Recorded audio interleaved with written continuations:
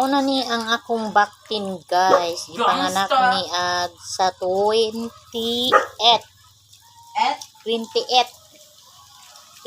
sa June. Mag 1 month na siya rong July 28.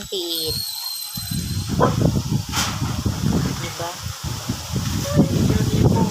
Dito ra na siya kabuok. Kaluyan na lang tao. Nakabot pa jud siya dito kaysa atong usa kabuok ra. Sulod na gina siya diri sa sulod sa balay kay mga ikasaw. Wala siya. Nagkaon siya pasaw.